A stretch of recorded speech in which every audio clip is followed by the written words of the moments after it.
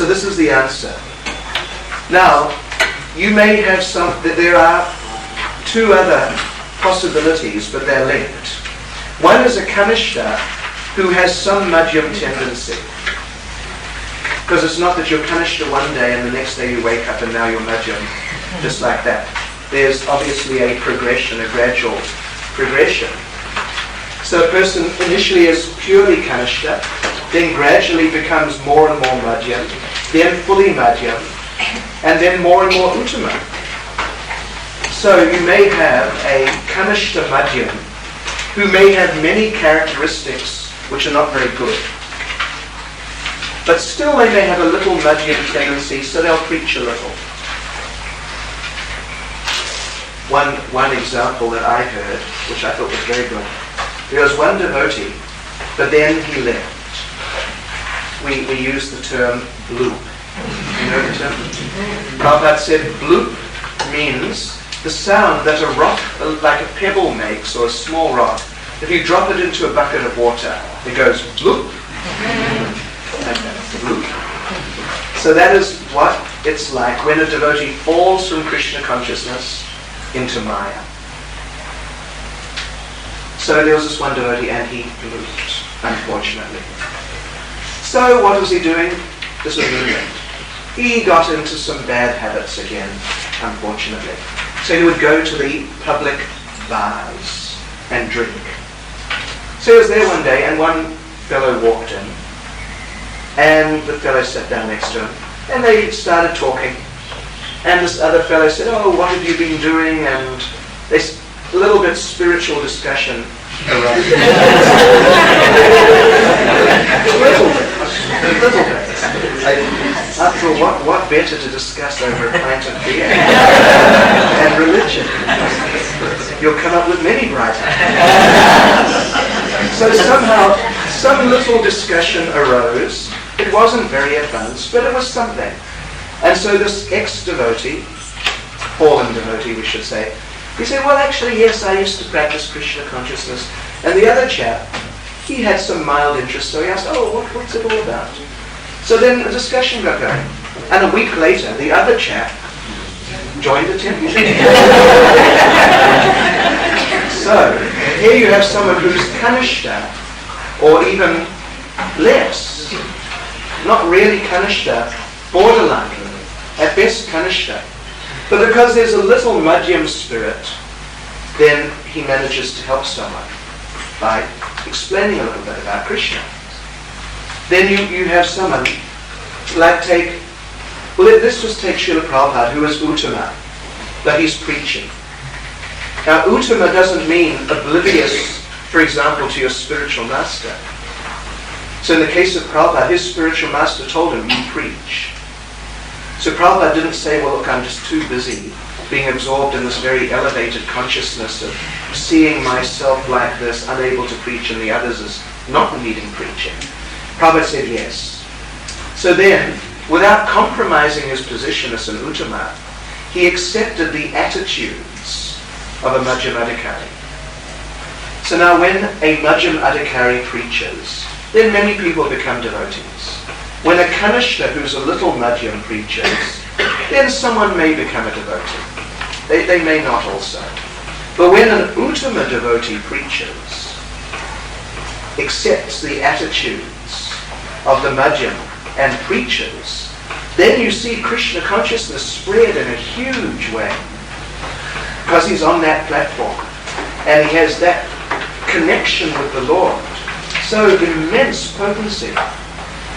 So therefore we may struggle to keep ourselves Krishna conscious, but Prabhupada made millions of people Krishna conscious. So this is Uttama accepting the role of Madhyam, not coming down, but just accepting that role with the same incredible potency of the pure transcendental energy of the Lord. So, these are just some variations on the theme. But the Uttama who's not acting Madhyam, he won't really influence people to become Krishna conscious. So, if you go down to the bottom of page 2, say halfway down the last paragraph. In other words, this partiality of the Madhyam is a natural feature of the Madhyam, the middle class devotee's nature. He'll naturally feel like that. And he'll naturally be selective. And the Lord, just consider how elevated is the position of the Madhyamadikari. The Lord becomes subservient and allows His mercy. It's not that Krishna has no mercy. He is the reservoir of everything, including mercy. But He will let His mercy flow after that of the Madhyam devotee. So He gives the Madhyam devotee power of attorney, actually. In fact, to give His mercy. And if the Madhyam thinks, no, I won't give this person, so Krishna says, fine, no problem. Not that you have to. But if the Madhyam says, well, I'll give it to this person, Krishna says, fine, you give it. So that power of attorney. So in other words, the Madhyam Adhikari is very close to Krishna. It's not a small thing to be a qualified Madhyam Adhikari. So now, the cause of that mercy is that the devotee has bhakti. Kanishta, Madhyam, Uttama. It means that bhakti is developing more and more. So when bhakti is fairly substantially manifest, but not fully, then a natural characteristic of that bhakti is that the devotee just feels like giving it, feels like helping people. So that because the devotee has bhakti, the devotee is now giving it. And of course, without the devotee having bhakti, there's no possibility of other people getting bhakti from him or her. So bhakti is causing bhakti, actually. The bhakti in the heart of the Madhyam devotee is causing the other people to get bhakti. Do you follow that? Yeah? So therefore, bhakti is causeness. Materially. But it's not that the devotee, Madhyamadikari, is like a robot who's giving out bhakti. The devotee is thinking, shall I give it to this person or that? How shall I give it? Who shall I give it to? So bhakti is also, bhakti Devi.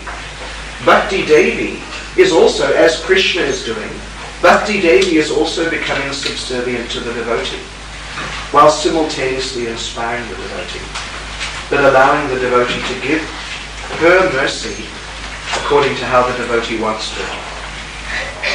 So I hope you followed all of that. It's very interesting. And if you think about it, you'll see that it actually makes a lot of sense. So now let us just consider a couple of... The bhakti is developing in the devotee heart. Yeah. Also, is it reversible? Like in the sense that the devotee falls down. Oh, yes. So that means the level of bhakti also. Oh yes. Who Bhaktivinoda Thakur gives a description that when a person gets bhakti, it actually means that bhakti Devi enters the devotee's heart. It's not just an impersonal energy of devotion, emotion, but it means that bhakti Devi is personally present. So, if we commit offences like tonight, you're going to hear about devotee relationships. And unfortunately, well, maybe I'll be able to get separate. I may not, so unfortunately. So, I think they're going to act out a few devotee relationships which may be like improper, offensive. So, if you offend a devotee, or if you offend Krishna, or if you offend something to do with devotional service like your beads, you just drop them on the ground. Or anything to do with devotion, your books, if you let them fall on the ground, your Prabhupada's books, like this. Or if you abuse a devotee or don't do a duty you're meant to do, any of these things. So these are offences to bhakti, personally, bhakti Devi. It's not just an offence to some invisible, maybe invisible, but just some like intangible energy. It's an offence to the presiding deity of bhakti. So bhakti Devi, who's within your heart, may withdraw to some degree. she may step out. And we're going to discuss this as we go on, actually. But the possibility exists of Bhakti Devi withdrawing her mercy and Krishna withdrawing whatever he may be giving in reciprocation. So you understand that the power of attorney is moving to the Madhyama Bhakta. Yeah. And maybe, at least if they're in the Madhyama spirit, like which is always all around the world trying to distribute Krishna consciousness. Yeah. So they're in that spirit of giving Krishna consciousness to everyone, or even discriminately. But we see sometimes we may even share compassion or something on someone, but they don't accept the party, or they're not conscious. What is the reason? Because the Madhyama is still giving if they want to. You may give, or the Madhyam chooses to give or not give it. It's not that he is so intelligent that he automatically knows who will take, but he'll try. If someone looks like they might accept, he'll try. If someone is really anti, then the devotee won't try, generally. Or he may try in a tricky way, in an undercover way, he may try. But the thing is, they may accept or not, and that is essentially up to them. And there are other things. There are other things also, but in principle, you can say that it's up to them to accept or not. Yeah. So, and there are other parts, we'll come to that shortly. I understand it, the conclusion of the discussion is that Krishna himself does not distribute the mercy. Right. But now what happens when Krishna is occupying the position of the devotee, like say Chaitanya Mahaprabhu? Yeah. Then he's a Madhyamadikari. He's effectively he's that. He may be whatever. He may be an Uttama, if he's an ordinary, like a Jiva. He may be God. But when he's acting as a Madhyam, then he's acting as a Madhyam. And effectively, his function is like that. Yeah. So Lord Chaitanya is God, and he's giving mercy. But he's not taking the position of God. He's taking the position of the devotee. And at least when he's doing his Sankirtan movement, he's taking the position of the Madhyamadikari. So he is functioning like that. And if you tell him, no, you're God, he'll say, no, I'm not. Because effectively, he's actually accepting consciousness.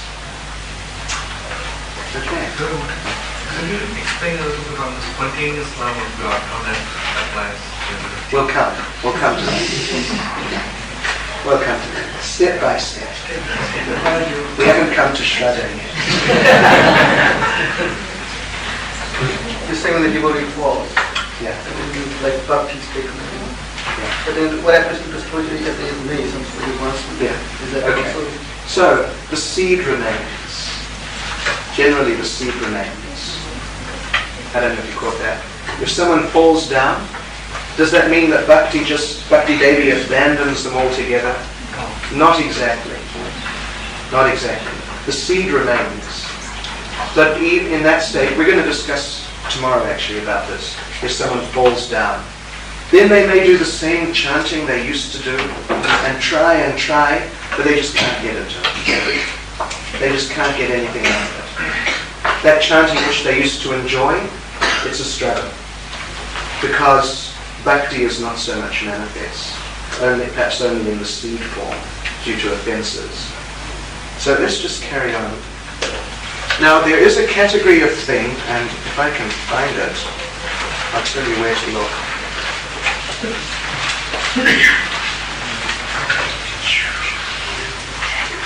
don't know if I can find it here.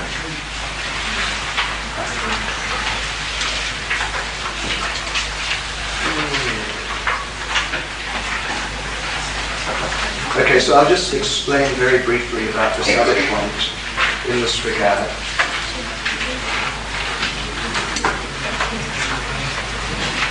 Somewhere here, he talks about, oh, here it is, page 3, second paragraph, that certain things, certain types of karamas, this is at the bottom of the second paragraph on page 3, certain karamas, certain material activities, if they're performed in a certain way, nishkam, without real personal motivation, they may act as a door to bhakti. Now what does this mean, a door? I'll give you the idea, I'll try to give you the idea. Take vegetarianism. Now this is material piety. This is a very nice form of material piety. But because it's material, and therefore it falls into, say, category number 1, that it will generate material good fortune in the future if you become vegetarian now. In the future, you will enjoy certain results as the karmic reactions to that pious activity of giving up meat eating. So, you're vegetarian. Now, you may hear that the Hare Krishna devotees are vegetarian. And you think, oh, very nice. The Hare Krishna devotees are vegetarian. They must be good people. So let me go and meet them. So then you go and meet them. And when you meet them, then you get the association of devotees and then the Madhyamadikari's influence and so on. So then you may become a devotee. So that vegetarianism, material piety, has acted as a door, although it hasn't caused the bhakti. Actually, the association that you got when you met the devotees, that caused the bhakti. But it acted as a door. And other things, like abortion, anti-abortion. The devotees are anti-abortion, and there are many ordinary people who are anti-abortion. They hear, oh, that Hare Krishna devotees are anti-abortion, and they think, oh, good, let me go and associate with them.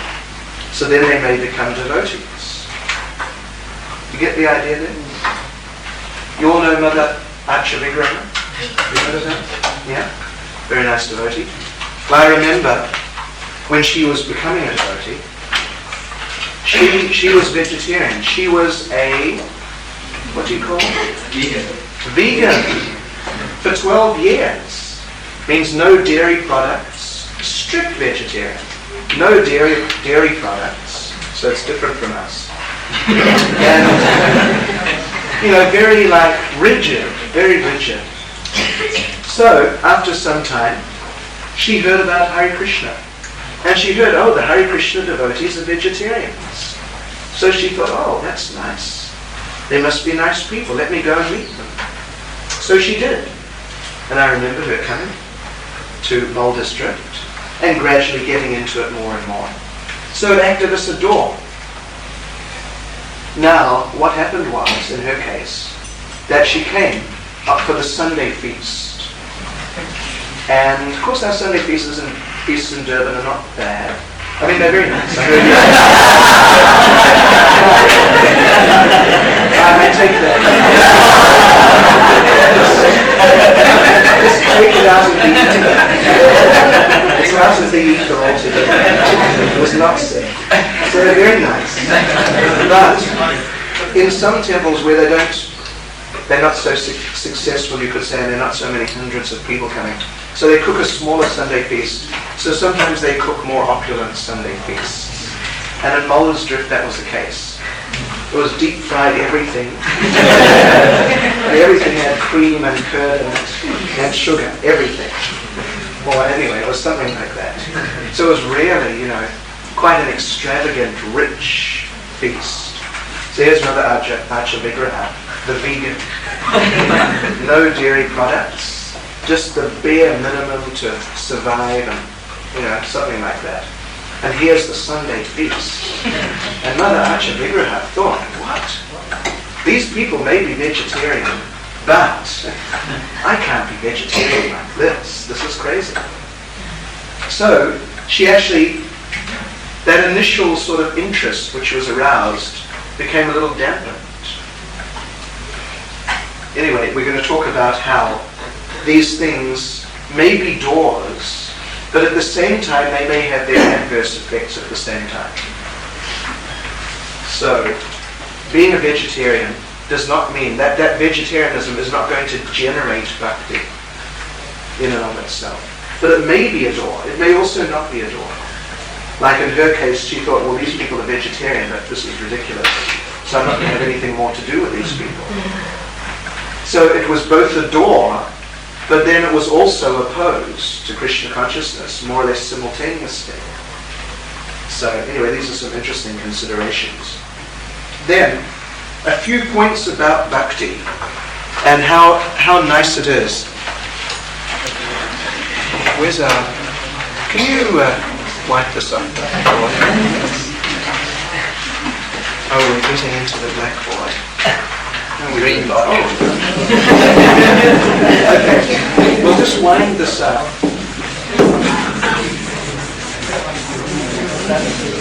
We'll just conclude this chapter. He makes the points that bhakti is much easier than other processes like karma jnana and yoga. Now, you may not be so interested in karma jnana and yoga, but 400 years ago in India they were very important subjects to the people. And in principle, they are very important anyway. So, karma basically means material activity, or in this context, materialistic religious activity. And jnana means speculative knowledge, or a very disciplined, impersonal type of spiritual practice. And yoga means mysticism, involving physical exercises like hatha yoga is part of the mystical yoga process. So, bhakti is not dependent on, not entirely dependent on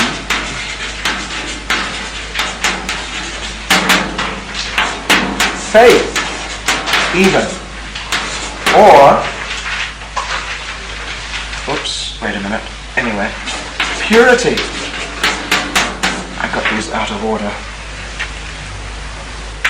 It's also not dependent on expertise in doing whatever is involved. So some references, I'm just referring actually to some of our verses here. Let's just see which ones.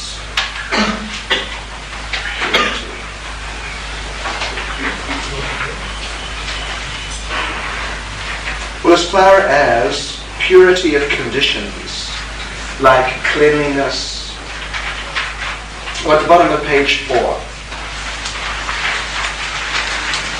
Bottom of page 4.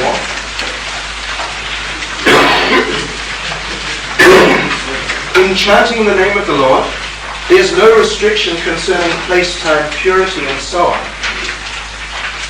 So this is actually number 2. Number 2 should be number 1. In terms of how they're appearing here. So what this means is, even if you're not so clean, this is purity. You're not very clean, but you can still be Krishna conscious. Doesn't mean that you should just be, some sort of, as they say, dirty slob, and think you can just be Krishna conscious. But if it happens that you are caught in a position and you're not clean, you can still be fully Krishna conscious. There are many examples of that. One very good one in Chaitanya Charitamrita. The day after Sarvabhauma Bhattacharya became a devotee, preached to by Lord Chaitanya, the very next morning, Lord Chaitanya came to see him and wake him up. And Sarvabhauma Bhattacharya was asleep, and Lord Chaitanya shook him and he woke up. And Lord Chaitanya had some Jagannath Mahaprasad. He said, "Here, eat this." The devotees would say that about Jayananda. Have you heard of Jayananda? Devotee in America, he died about 20 years ago. He would do that. He'd be very busy working on the Rath Yatra cart till midnight. And he'd just get fired up, find some maha, and go and wake the devotees up. They just wake up and he'd say, "Here, take this."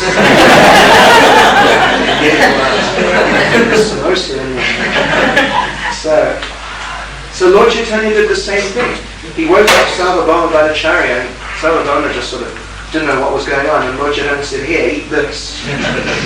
And Sarvabhauma said, "But I need to have my bath first and put on clean cloth." Lord Chaitanya said, "No, don't worry about it, just eat it." And so he did. And so now that is not considered defective in bhakti.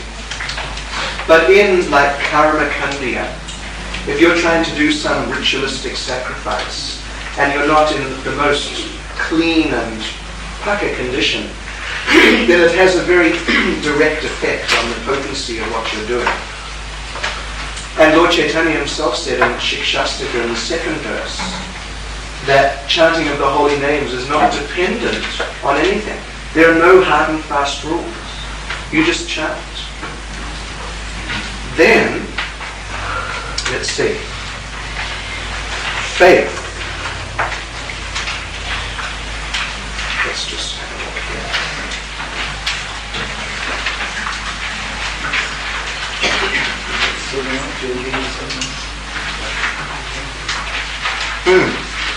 Oh, this is an interesting point. Let's see. Faith. This is actually something which is not mentioned here so much, but it's described in Nectar of Devotion. There are 5 particularly important activities in devotional service. Any of you know those?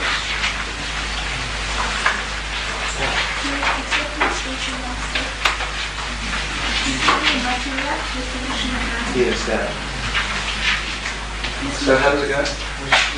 Sadhu Sangha Nama Kirtan Bhagavat Shravan Mathura Vas Srimurtir Shradaya Seva Sadhu Sangha Association with Devotees Nama Kirtan Chanting Holy Names Bhagavat Shravan Hearing Srimad Bhagavatam Mathura Vas living on Mathura or a holy place where the deity is, in other words, and Srimurtir Shradaya Seva serving the deity worship. So Lord Chaitanya explains that these 5, or any one, or 2, or 3, or whatever, that these 5, or even any one, if they're performed, even without faith, but without offences also, then they are capable of immediately bringing you to the level of bhava. So, an example of that is, what's his name, Bilvamangal Thakur. He was actually quite a degenerate. He was very, very sinful indeed. But he somehow got the inspiration to become a devotee. So he went to Vrindavan and he chanted. He did these things. And he didn't really have so much faith, he didn't know much about it. But he did it and he was not offensive. So he very quickly came to the level of bhava. Then, let's see. How about, regarding purity, another very interesting example regarding purity is the example of Vishwamitra. He performed Hatha Yoga, which is part of the mystic yoga process, for something like 40,000 years or 30,000 years or something. And then Indra became worried, so he sent one heavenly society girl. Society girl is a very nice way of saying prostitute. To, bring him down. So he was doing his Hatha Yoga with his eyes closed. He didn't even see her. All that happened was he heard her ankle bells jingling, and he fell down. And then he got married to her, and the whole thing developed from that. But the actual fall down came simply when he heard the ankle bells. Then after however long, he realized, wow, I fell down. So then he left home again. Then he went and did the same thing, this time underwater, thinking at least, it's going to be harder for people to get at me. But then he was doing the same thing underwater again for thousands of years, and he opened his eyes and he saw 2 fish mating, and he fell down again. Very, very bad. But as long as the devotee remains engaged in devotional service, then sadhur eva. The devotee is definitely a saint. I won't go into the whole thing, but there's a very interesting discussion by Vishwanath Chakravarti Thakur in his commentary on Bhagavad Gita on this very point. That on behalf of Arjuna, Vishwanath Chakravarti Thakur is suggesting that this is not possible. How could a person be a saint if they're doing sudur achar, abominable activity? And he even suggests things like mass murder, things which are extremely bad, not just, smoking a cigarette every now and then or something, but something extremely bad. But as long as they remain a devotee, Krishna says, they must be considered saintly. Now, if you are, we just gave the example of Vishwamitra. All that happened was he heard the ankle bells and he fell down. But a devotee, even if they do something extremely bad, but at least if they remain engaged in devotional service wholeheartedly, this is not trying to give us an excuse to be nonsenses. But if they actually then try to recover their position and very sincerely absorb themselves in devotional service, then Krishna says, Sadhur Eva. They're definitely saintly. And you must not think of them in any other way. If you do, it's an offense. Now, if you are a karami, or a jnani, or like Vishwamitra, even a yogi, but particularly a karami, and if you do some sudur achar, something which is extremely bad, then what happens to you? You go to hell. You go to hell. But if you're a devotee and you do sudur achar, and you remain wholeheartedly engaged in devotional service, what happens to you? You're a saint. So just see it. There's hope. Yes. In terms of accident recall, what if someone's premeditates something? Yes. But still, if they try to recover themselves. Yeah. But if they just then go away and just become like very half-hearted devotees or quarter-hearted devotees, practically not involved, but maybe a little bit here and there, then this doesn't apply. Krishna says, Bhajate mam ananya bhak. Ananya means no other. Ananya, no other. As long as they remain Bhajate mam ananya, undeviatingly engaged in devotional service, then sadhureva. So just see what bhakti is like. It's quite astonishing. Then the last one, expertise. This is an interesting one. Actually, I got these. Anyway, this is page 5 also, but back up towards the top.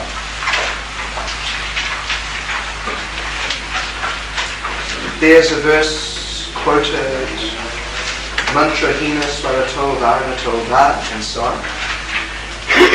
If a mantra is either intoned or pronounced incorrectly, not only will the mantra not have effect, but it may be harmful. As when Twasta wanted to create the enemy of Indra, and by a slight mispronunciation of the words Indra Shatru in the yajna, these words worked as a thunderbolt for Vritrasura, who was killed by Indra. So, now here, this incident with Twashta, Indra, and Vritrasura, this is in the 6th canto. How many of you have read up to the 6th canto of Srimad Bhagavatam?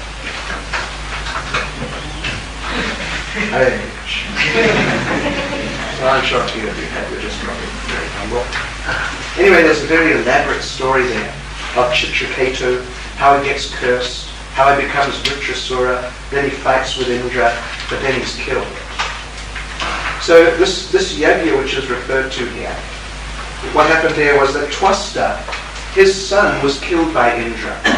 It's all a bit of a long story, you can read it in the Bhagavatam. But anyway, his son was killed by Indra. So he wanted revenge.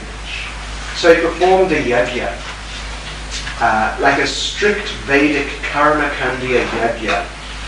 And the idea was to produce an entity from the yajna who would be Indra Shatru, meaning the enemy of Indra, meaning he could kill Indra, in fact. But he mispronounced. Instead of saying Indra Shatru, he said something like Indra Shatruhu, the sarga, the doubled syllable at the end, which means that this person who will come from the yajna will be a person whose enemy is Indra.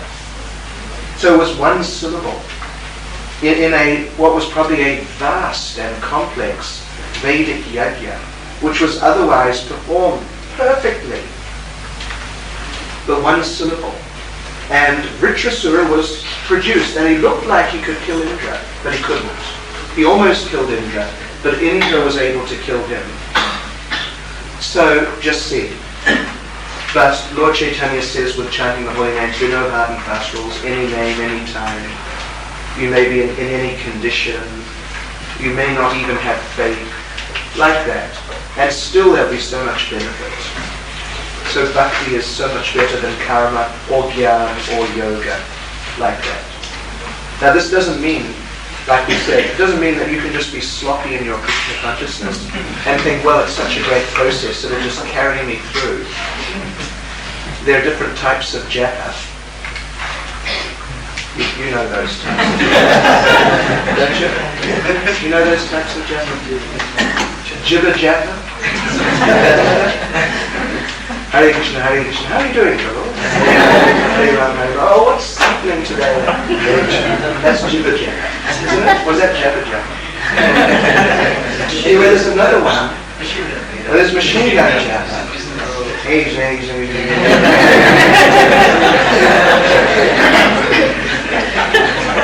I probably shouldn't be demonstrating. There's radar japa. Hare Krishna.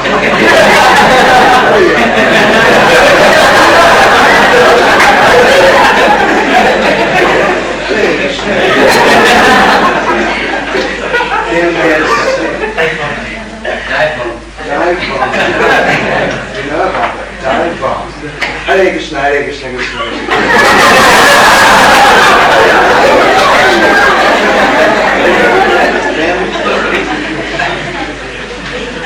Anyway, yeah, these are the ones I can remember. So we don't do that. We don't do this.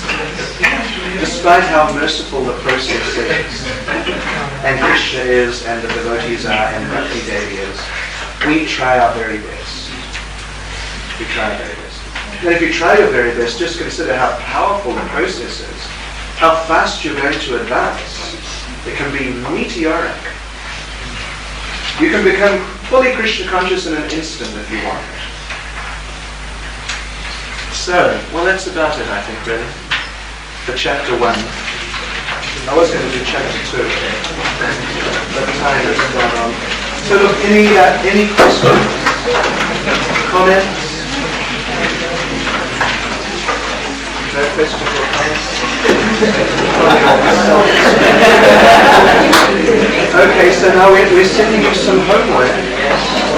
So watch out. Read chapter 2. And read chapter 3. Well, at least read chapter 2. If you've got the time, read chapter 3. But at least read chapter 2. And I think you'll find it a very enlightening discussion tonight. Srila Prabhupada ki jai.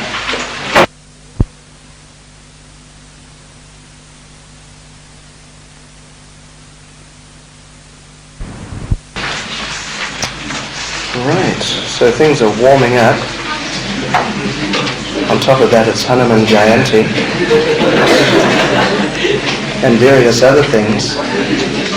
What is it? Oh, it's Balaram's Rasa Yatra. Balaram's Rasa Yatra, the anniversary of Lord Balaram's Rasa dance, which is recorded in Srimad Bhagavatam in the 10th canto. It's, what is it? Krishna's Vasant Rasa, yes. Lord Krishna performed different rasa dances. The one which is described in the 10th canto, in the Krishna books, that is Krishna's, what is it? Autumn rasa dance during Kartik, or October time, basically. But this is another one, Krishna's spring rasa dance. Then what else is it? Vamsivardhan Thakur's appearance day. Vamsivardhan Thakur is one of the close associates of Lord Chaitanya in Navadvip. He's a very interesting devotee. He is an incarnation of Krishna's flute. Would you believe? As a person. Because everything in the spiritual world is personal. Nothing is impersonal. So Krishna's flute is not just some sort of metal thing with holes in it, like that, or a little stick of bamboo with holes in it. Not like that. Even though it superficially may appear like that, but actually that flute is a person. Fully, complete person, pure devotee. So that flute appeared as Vamsivardhan Thakur, and he was a close associate of Jagannath Mishra and Mother Sachi in Navadvip. And it's also the appearance day of Shyamananda Pandit, who is one of the followers of the six Goswamis, basically. He and Narottam Das Thakur and Srinivas Acharya, in the generation after the six Goswamis, they became the leaders of the Gaudiya Vaishnavas. Those three together, they were a team. They formed the first travelling Sankirtan team, travelling book distribution team. We'll tell you that story some other time. And what else is it? Something else, isn't it? Or is that it? No, we mentioned Hanuman Jayanti. But we don't worry about that jandas. That's okay, we don't need to do that. Anyway, so it's a very nice day, it's a very auspicious day. And here we all are, hearing and chanting about Krishna, so how could it be more auspicious? Okay, so now we're going to go on with our Madhurya Kadambini course. Yesterday we went through chapter 1. I'll just very briefly summarize what we discussed. We discussed that there are 9 stages in devotional service. In fact, we wrote them on the board again because we're going to be referring to them, so we'll keep them there. So we were talking mainly, though, yesterday about a person who is not on the scale. In other words, they're not a devotee, but then they may become a devotee, and we were discussing how such a person who's not a devotee at all may become a devotee. And we discussed, or Srila Vishwanath Chakravarti Thakur discussed a number of different options that might be considered, but then the conclusion which we came to was that a person becomes a devotee by the mercy of the Madhyam Adhikari devotees, who are of the nature of preachers. And even if a person is a Kanishta devotee or an Uttama devotee, they will generally only preach and give other people bhakti if they are accepting to some extent the mood of the Madhyam, despite them being either Uttamas or Kanishtas generally. So that we talked about. So a person, they receive bhakti then from such a devotee, a preacher, and we mentioned, in fact the example is going to come up in the discussion today, that when they get bhakti, it comes in a form like a seed. It's not developed, in other words, just in a very rudimentary form, which then does develop, and as it develops, it goes through these stages, and the development is compared to the growth of a creeper. As it's getting a little bigger, it's sadhu sangha, as it's getting a little bigger again, then you can say bhajana kriya stage, a little bigger, then anatha nivriti.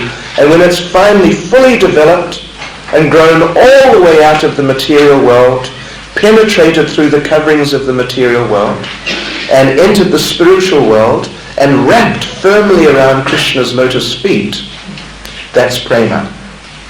So, this was an example given by Lord Chaitanya actually, to illustrate how bhakti develops.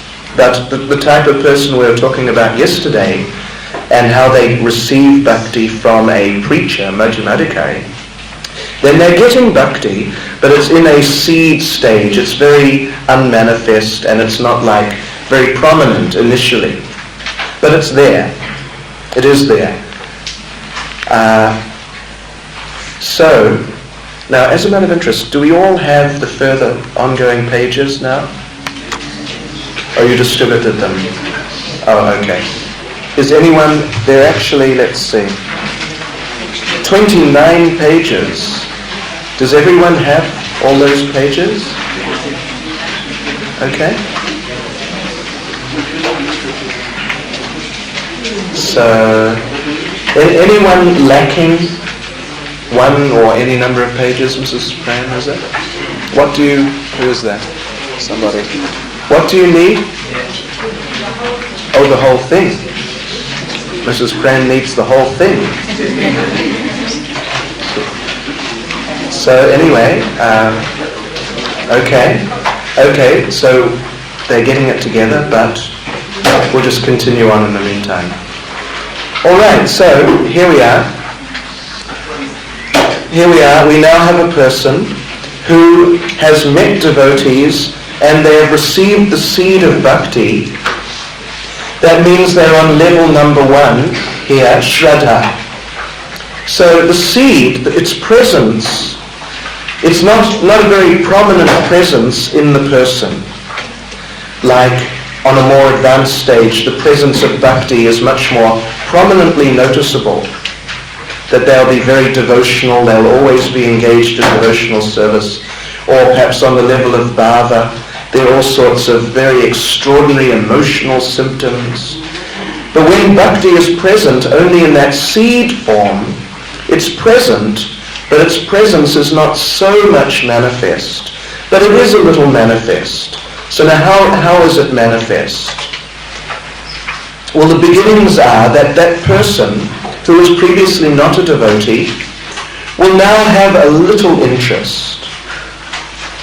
Meaning when they meet a devotee again, instead of thinking nothing or like that, they'll feel, oh yes, this is a Hare Krishna devotee. A little attraction will be there. They may think, oh yes, I got this book, let me read it. So in these ways they may manifest a little attraction to Krishna consciousness. That I met the Hare Krishna devotees, let me go and visit the temple. Previously they weren't thinking like that because they weren't devotees. They had no real interest. But now they're thinking, oh yes, Krishna consciousness, there's something there. So this is the symptom, the initial symptom, that the seed of bhakti is within the heart. A little interest, which actually translates to mean a little faith. Because if they're thinking that, oh yes, Hare Krishna is all right, let me go visit the temple, which is not a big thing to do, but it's better than having no interest. So if they're thinking, let me go visit the temple, if they have a little interest like that, it means they have a little faith. Because if they didn't have some faith, then why would they take the time out to go and visit the temple? They could go to the beach or watch TV or do something else. But now they're thinking, let me go visit the temple. So that interest is a manifestation of a little faith. You follow the idea? Yeah. So then, particularly when they come to that point, that they're thinking, let me go visit these people and just find out a bit more. So faith is now leading to the next stage, sadhu sangha. Sadhu sangha. So basically what we're going to discuss today is about sadhu sangha and how sadhu sangha, because when they're associating with devotees and discussing and finding out more, and they're attending the arati and all these different things, then their interest becomes increased. And then they'll come to the third stage, bhajana kriya. Kriya means action. And bhajan, of course, means devotional service. So bhajana kriya means they come to the point of wanting to do some action to get into devotional service. So in these ways, these three stages are kind of interleading. One leads on to the next and then the next. So it's basically sadhu sangha and bhajana kriya we're going to discuss. And if we can, we'll discuss also bhavanath and vritti. So, let's get into it. All right. So we're going to go into chapter 2 now, page 6, and going on to page 7 and onwards, 7, 8, 9, and even on to 10. So the person now, they have the seed of bhakti, and it's manifesting in the form of a little interest. What is Krishna consciousness? Let me just see about it. Let me read the book and find out about it. So then they go on to associate with devotees, and they become a little inspired in the association of devotees. So they think, let me try it. Let me try this Krishna consciousness out. Give it a try and see what happens. So this development is described on page 7. A little bit. Top of page 7.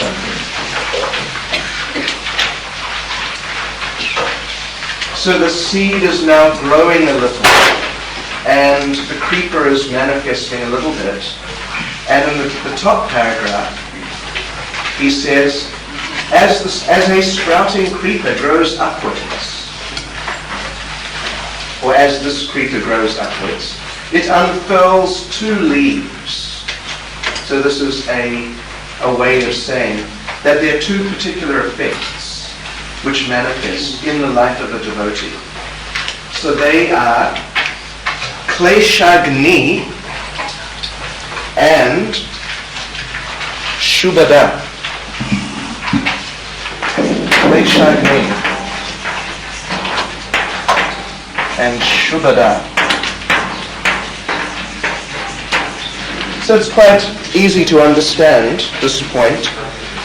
2 qualities appear. One is kleshagni, it means the distresses, problems, disturbances like that. That becomes reduced. And shubhada, auspiciousness, nice things increase. So as a person is beginning to get into devotional service, associating with devotees, and maybe trying it out a bit, trying a little chanting, taking a set of beads, like this, on this sort of level, then these effects will start. And then actually as they really get into it more seriously, then they'll develop more clearly. He does in the next paragraph talk about 2 types. So in other words, the person is now getting into the practice of devotional service, or sadhana bhakti. Sadhana meaning practice.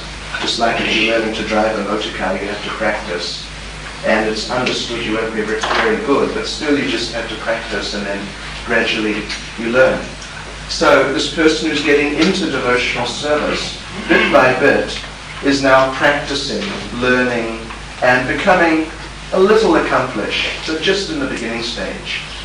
So he, in the next paragraph, the second paragraph, he talks about 2 types of sadhana bhakti.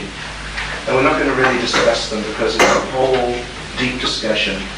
But one is practice of devotional service according to rules and regulations, which is basically what we're doing, more or less. And the other is, that's called Vaidhi sadhana bhakti. The other is called Raganuga sadhana bhakti, which is a very elevated subject.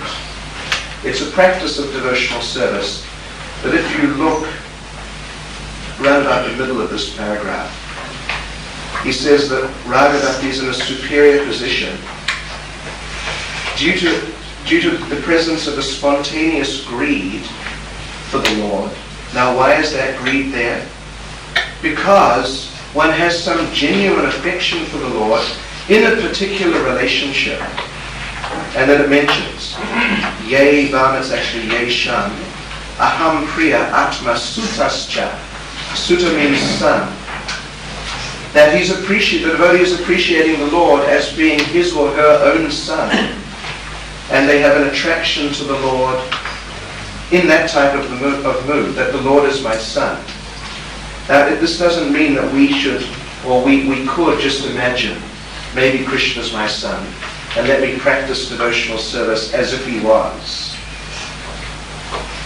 in order for that type of perception to be there, or attitude that the Lord may be my son, or my friend, or my lover, or my master, in terms of a direct personal relationship, it actually means that there has to be a perception of what one's eternal rasa is with Krishna. You can't just imagine, well, like a mother, a lady might feel that, well, what sort of relationship would I like to have with Krishna? So ladies like children. And they might think, well, let me think that Krishna's my son. And a young man might think that, let me think that Krishna's my friend and we can play. Or a young boy might think like that. So it's not a matter of imagining a relationship and then practicing, but it depends on a perception of what one's eternal relationship is. So it's a very high form of practice of devotional service. Anyway, he does discuss it here. And he says that the mood of spontaneous attraction to a relationship with the Lord produces like a stronger attraction for Krishna consciousness, and one may advance faster than if you're just following rules and regulations. But still, if you're not on that level to have some perception of your eternal relationship, then just go through the rules and regulations anyway. And then he does say, at the bottom of the same paragraph, that even though it's a fact that this raga bhakti or raganuga sadhana bhakti is more powerful, but still both raga and vaidhi bhakti equally manifest these beneficial symptoms of kleshagni, destruction of undesirable things, and shubhada, creation of very nice qualities within oneself. So then he goes on to explain what are the kleshas, because the next paragraph down, starting with, you see the fourth line in the third paragraph, says vidya, ignorance. Now does vidya mean ignorance? No. So there's a spelling mistake. You could put an A in at the beginning there. Avidya. Ignorance is avidya. Vidya means knowledge. So these five then, avidya, ignorance, asmita, to identify with the body, false ego, rag in the sense of attraction to sense gratification, dvesha, hatred, and abhinivesh, the tendency to become absorbed in bodily existence. These are the five parts of klesha, or distress, which are destroyed under the heading of kleshagni. Now for our test, if we ever have it, I should have said that perhaps. We will require you to know these. Or because it will be an open book test, we will require you to know where to find them. I'm sure you can do that. You have to be pretty silly to not be able to do that. Actually today we're going to discuss some very, very interesting things which are very relevant to us. And this is the beginnings of it. There are five features to our entanglement, basically. We are ignorant, we identify with the body, we are attached, we hate those things which interfere with our sense gratification, and we're just absorbed in the general bodily way of life. So these are the five features of klesha. And as a person begins to make a little advancement, in other words, the seed is now growing, the creeper is coming a bit, sadhu sangha, bhajana kriya, engaging in devotional activities, then these two effects will manifest. Your distresses will be reduced and good qualities will develop, as is shown in the next paragraph. So as both types of bhakti eradicate klesha, similarly they bestow auspiciousness, and here he gives a list of nice qualities. Disinterest in material affairs, interest in Krishna, service attitude, mercy, forgiveness. So these are the parts of shubhada, that these nice qualities